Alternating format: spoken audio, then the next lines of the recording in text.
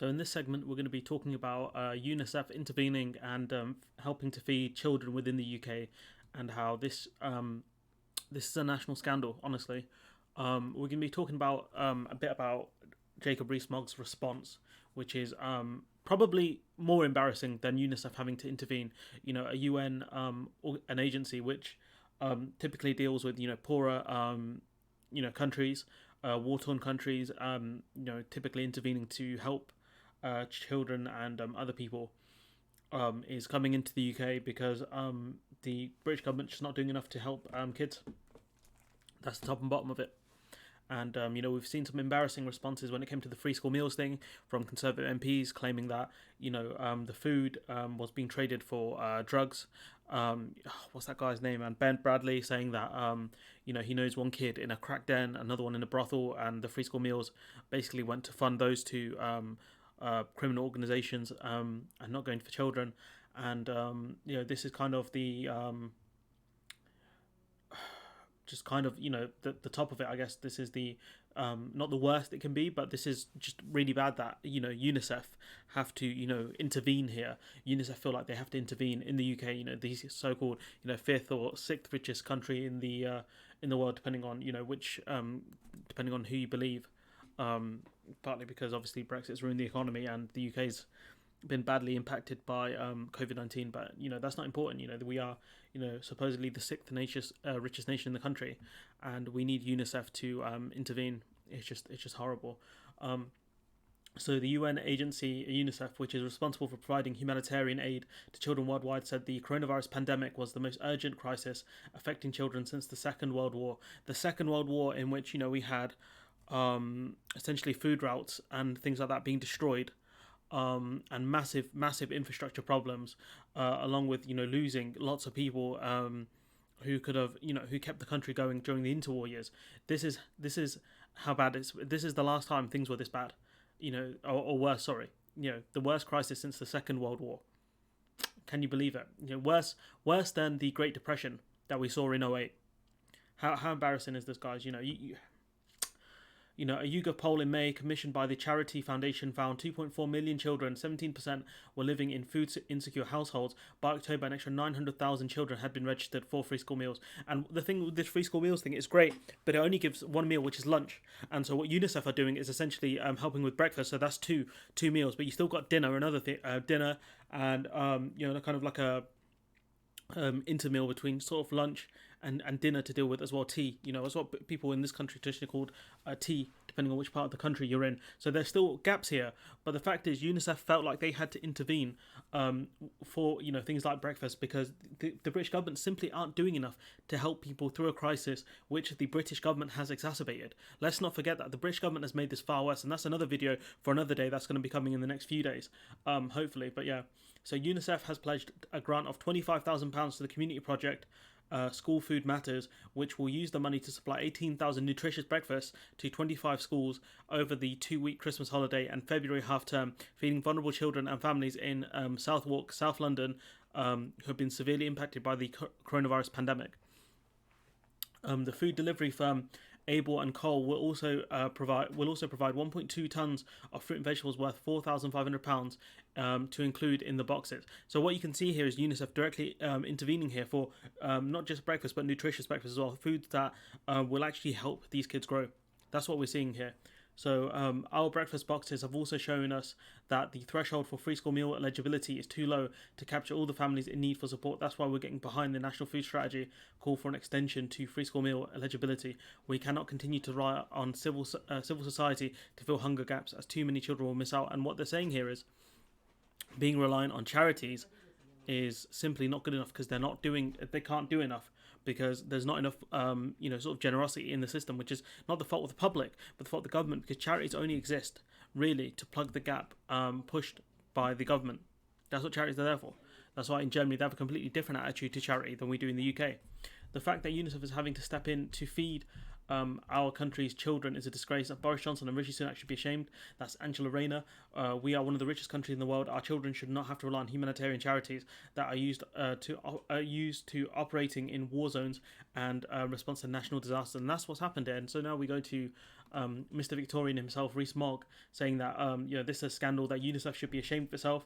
It's a real scandal that UNICEF should be playing politics in this way when it's meant to be looking after people in the poorest, most deprived countries of the world where people are starving. And that's a self own here, because that's what UNICEF are saying, that we are in a country.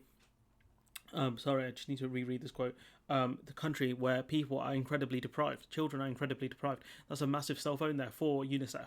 And he's arguing that UNICEF is playing politics here, when reality they're just doing their job, which is to help children in poor areas.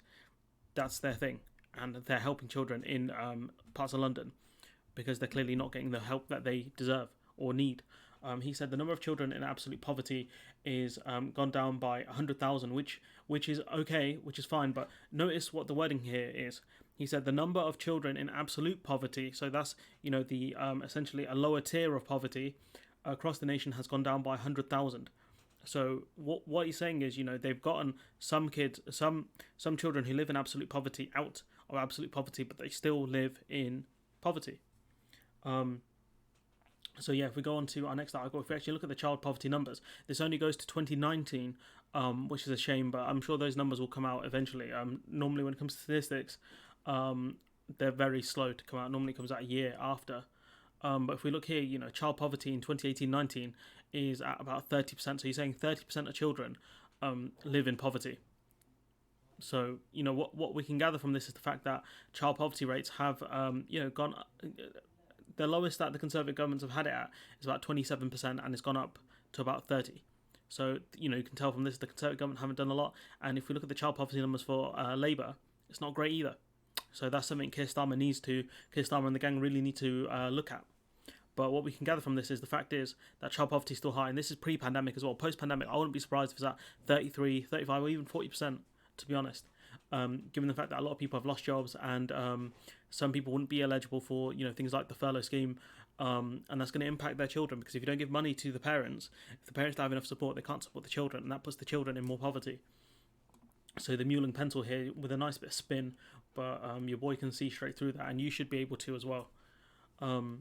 If we look here, an additional, so claim, this is from Keir Starmer, an additional 600,000 children are living in relative poverty compared to 2012. So, this is from the Children's Commissioner saying that, Keir Starmer is right about this. This claim is true. If judged against official statistics, the government's own figures show that relative child poverty increased by 600,000 between 2011-12 and 2018-19.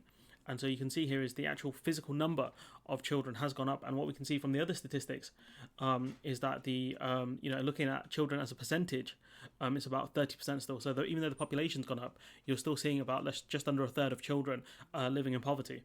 And so, getting children out of absolute poverty is a good thing, but you're not dealing with the root causes if so many children are still in poverty. And the fact is, I don't have the statistics to show how many children are in absolute poverty. So it could be the case that there are more children in absolute poverty now. I would not be surprised if that is the case, compared to when the Conservatives first took office. And if they make the argument there's not enough money, what we can see from the PPE response, which is another video I'd have to do at another point in time, that half of the money spent when it comes to the PPE. So if we look here, to shine a light on one of the greatest spending sprees in Britain's post-war era, the New York Times analysed a large segment of roughly 1,200 central government contracts that have been made public, together worth nearly $22 billion. Of that, about $11 billion went to companies either run by friends or associates of politicians in the Conservative Party. So what we can see is about half of the contracts given out due to the coronavirus has been the money, the value of it has been given to friends and family of the Conservative Party. And what the other thing we can gather from this is these are just the public ones. Some of these contracts haven't been made public yet, and this crisis isn't over. And so a lot more money, we're going to see a lot more money going to friends and family of the Conservative Party because they don't care. So when they said there's no money for poor people, we can tell that they've wasted a lot of money on no-bid contracts and things like that, to their friends, to make their friends money. So when they argue there's not enough money in the system, it's a lie. And especially when it comes to helping the poorest children, because if you don't help them, you're going to continue the cycle of poverty, and you're not going to give these children a chance to come out of poverty, because they're not going to have the education, they're not going to have the skills that they need to excel in life. And every child deserves that, the chance to excel in life, not opportunity of not equality of outcome, but equality of opportunity, where every child is given the ability and the support that they need to come out of poverty when they're older, to come out of being working class, to go into being middle class. Yeah, we don't want to have children in a system where they're allowed to be poor and they don't get the support they need, because they'll never come out of that system. You'll never have proper social mobility by keeping children in poverty. These statistics need to change. We need to do more to help children that are poor, so that they can spend more time focusing on things like schoolwork, and just having fun with their friends, and not thinking about skipping meals, being hungry in class, being able to concentrate on their classes properly. That's what we really need. But this government haven't been doing that. We can see that poverty and the virus pushing families closer to the brink. We can see that this pandemic's having a massive impact on people being more reliant on things like food banks, and charity in general, when they shouldn't have to be. The government should be helping people more. This is from last year. Poverty in the UK is systemic and tragic, says UN Special Rapporteur. I remember when this report came out, and a lot of conservative people and a lot of right wingers and idiots were saying that, shouldn't the UN be looking at poor countries? Why aren't you looking at other countries? What are you doing here? Get out, foreigners.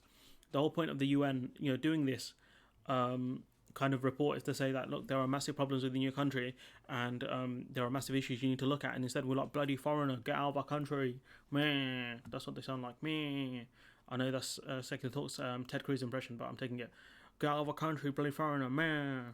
So yeah, and we can see that another problem that the Conservative government had, this this article 6 months old, but I haven't actually seen any evidence that the Conservative government have actually fixed these problems. Is that the lack of things like laptops to kids who have to do remote learning. And what we can see from this is that there's most likely going to be another national lockdown.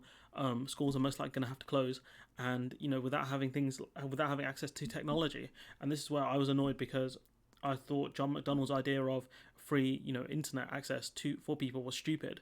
I realised no, I was the stupid one, because actually it was a really good idea because of how important the internet is now, and I was the stupid one, so I have to apologise for that. But point being is that without having proper access to the internet and a device that allows access to the internet, I'm not talking about some high spec laptop with like a Ryzen 4600 and like a Nvidia 3080 Ti or something like that. I'm talking about a basic thing which can do basic office Windows tasks. That's what they need, and they haven't been given it. And the lack of laptops for poorer GCSE students means that they won't be able to study properly, which means that will help entrap them within poverty. And the fact is, this number will go up. This number, I wouldn't be surprised for this year's poverty statistics for it to be about 35-40% of children to be living in poverty, because of the amount of pressure that's been put onto people, and the lack of support that they've gotten. So the mewling pencil should go back to the Victorian era, because he's a joke. But anyways, I'm going to leave it there. Let me know what you think in the comments below. Like, comment, share, subscribe, and hopefully I'll see you in the next one.